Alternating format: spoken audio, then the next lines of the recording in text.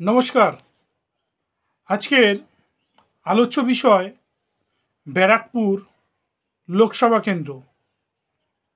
মূলত যে বিষয়ের উপর আমরা আজকে কথা বলবো সে বিষয়গুলি 2026 বিধানসভা ভোটে এই ব্যারাকপুর লোকসভা কেন্দ্রের সম্ভাব্য ফলাফল নিয়ে। গত লোকসভা 2024 সালের লোকসভা কেন্দ্রে এখান থেকে প্রায় 65,000 ভোটে জয়লাভ করেন তৃণমূল কংগ্রেসের হেভিওয়েট একজন নেতা মাননীয় পার্থভৌমিক মহাশয়। কিন্তু পার্থভৌমিক জেতার পরেও এই 7টি বিধানসভা নিয়েও এখন আর তৃণমূল কংগ্রেসের মধ্যে রয়েছে অনিশ্চয়তা। কারণটা কি? কারণটা হলো আজকে সামনেই 2026 বিধানসভা ভোট। সেই ভোটের দিকে এই অনিশ্চয়তা আসনগুলোর মধ্যে রয়েছে কিছু সম্ভাব্য ফলাফল। কীরকম আপনাদের পুরো খুলে বলবো। কারণ এই ব্যারাকপুর লোকসভা কেন্দ্র মানেই অর্জুন সিংয়ের গড় বললেই চলা যায়। সেই অর্জুন সিংহকে চ্যালেঞ্জ করে হারিয়ে দেন তৃণমূল কংগ্রেসের একজন বিধায়ক, বর্তমান সাংসদ পার্থভৌমিক মহাশয়। আজকে তৃণমূল কংগ্রেসের অনিশ্চয়তা নিয়ে কেন আসছে সেইটা নিয়ে আজকে একটু দেখে নিই। 2024 লোকসভা কেন্দ্রের মধ্যে রয়েছে 7টি বিধানসভা, যার মধ্যে বীজপুর, নৈহাটি, আমডাঙ্গা, জগদ্দল, ব্যারাকপুর, ভাটপাড়া এবং নোয়াপাড়া বিধানসভা। 2024 সালের লোকসভার রেজাল্টের নিরিখে যদি আমরা দেখি, 2026 সালের সম্ভাব্য ফলাফল কিন্তু আমাদের হাতে বেরিয়ে যায়। সেই ক্ষেত্রে আমরা যে একটু দেখে নিই, 2024 সালে কোন আসন থেকে কত ভোট লিড পেয়েছে তৃণমূল কংগ্রেস এবং কোন আসনে এগিয়ে রয়েছেন ভারতীয় জনতা পার্টি, একটা সংক্ষেপে বিবরণ দিই। প্রথমে আসছি বীজপুর বিধানসভা। 2021 সালে এখান থেকে প্রায় 16 থেকে 17,000 ভোটে জয়লাভ করেন মাননীয় বিধায়ক সুবোধ অধিকারী মহাশয়। কিন্তু 2024 সালের লোকসভায় এখান থেকে তৃণমূলকে তিনি লিড করতে পেরেছেন মাত্র 9,000 ভোটে। প্রশ্নটা এখানেই যে তাহলে কি 2026 বিধানসভা এখান থেকে সম্ভাব্য জয়লাভ করতে পারে বিজেপি? শুধু সময়ের অপেক্ষা, রেজাল্ট কি বলে, কারণ ভোট দেবে জনগণ।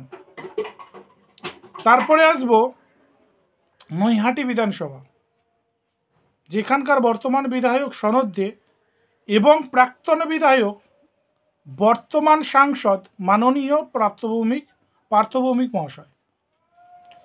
নৈহাটিকে তৃণমূলের গড় বলা যেতে পারে, কারণ এখানে বিজেপি খুব একটা শক্তিশালী নয়। কারণ নৈহাটি বিধানসভার গ্রামীণ অঞ্চলে প্রায় বুথে বিজেপির কর্মী নেই বললেই চলে। সুতরাং নৈহাটি বিধানসভা কিন্তু তৃণমূলের দখলেই থাকবে। এরপরে আসব ভাটপাড়া বিধানসভা। ভাটপাড়া বলতে গেলে আমরা অর্জুন সিংহকে চিনি, প্রাক্তন বিধায়ক, বর্তমান বিজেপি প্রাক্তন সাংসদ এবং বর্তমান বিধায়ক পবন সিং, মানে অর্জুন সিংয়ের পুত্র পবন সিং। বেশ, এখান থেকে 2024 সালে একটা বড় ব্যবধান লিড দিয়েছে ভারতীয় জনতা পার্টিকে। সুতরাং 2026 সালেও আশাবাদী করা যায় এখান থেকে আবারও জয়লাভ করতে পারে বিজেপি। এটা আমার চ্যানেলের প্রেডিকশন বা আমার চ্যানেলের সম্ভাব্য ফলাফল। এরপরে আসব নোয়াপাড়া বিধানসভা। এখান থেকে খুব একটা যে তৃণমূল কংগ্রেসকে লিড দিতে পেরেছে তেমন নয়, কিন্তু এখান থেকে একটা বড় ব্যবধান লিড পেয়েছে কিন্তু সিপিআইএম, প্রায় 18,000 ভোট মতো লিড করেছে। যেহেতু বর্তমান অবস্থা সিপিএমের খুবই খারাপ, সুতরাং আমার মনে হয় 2026 সালে আমার চ্যানেলের প্রেডিকশন মনে হয় 2026 সালে এখান থেকে আবারও জয়লাভ করতে পারে বিজেপি। এরপর আসবে পরের বিধানসভা, জগদ্দল বিধানসভা, যেখানকার বর্তমান বিধায়ক মাননীয় সোমনাথ শ্যাম মহাশয়, তিনিও কিন্তু এই জগদ্দল বিধানসভা থেকেও কিন্তু খুব একটা লিড করতে পারেনি 2024 সালের লোকসভায়। সুতরাং এই আসনটাও চলে যেতে পারে বিজেপির দখলে। এর পরবর্তী বিধানসভা আমডাঙ্গা বিধানসভা, যেখানকার ম্যাক্সিমাম 55% উপরে সংখ্যালঘুর ভোট রয়েছে। তার মধ্যে এখান থেকে আইএসএফ প্রার্থী দেয়, সেখান থেকে কিছু সংখ্যক 5 থেকে 10,000 মতন ভোট কিন্তু এখান থেকে কেটে যায় আইএসএফের দিকে। কিন্তু আমরা যদি 2021 সালের এখানকার বর্তমান বিধায়ক রফিকুল রহমান, তিনি কিন্তু একটা ব্যবধানে জয়লাভ করেন। সেই দিক থেকেও যদি আমরা দেখি 2024 সালে এখান থেকে কিন্তু একটা বড় ব্যবধান তৃণমূল কংগ্রেস লিড পায়, প্রায় 1,10,000-এর কাছাকাছি লিড পায় এখান থেকে। সুতরাং বলা যেতে পারে 2026 সালেও কিন্তু এখানে আবারও জয়লাভ করতে চলেছে আমডাঙ্গা বিধানসভা থেকে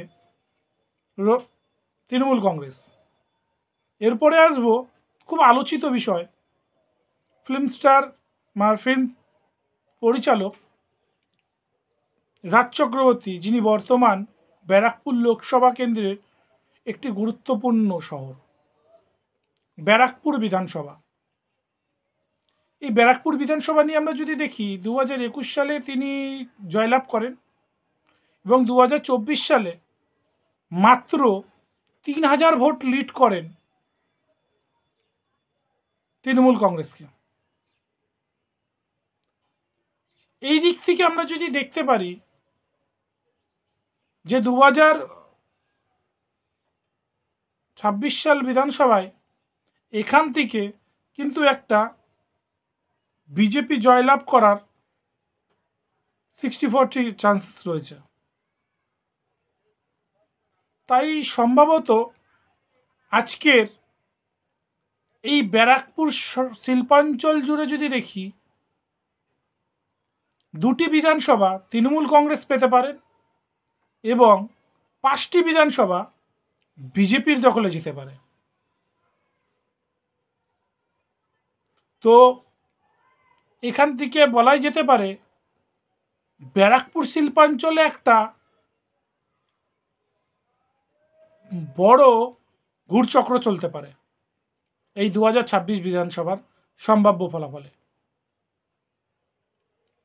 তো আমাদের ভিডিওটি কেমন লাগলো?